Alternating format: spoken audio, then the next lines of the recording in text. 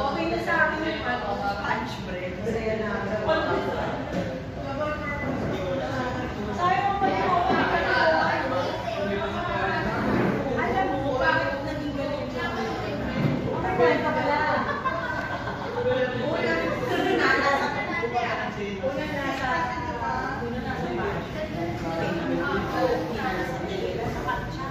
Pinatanggal, binalik sa parchment. Pinatanggal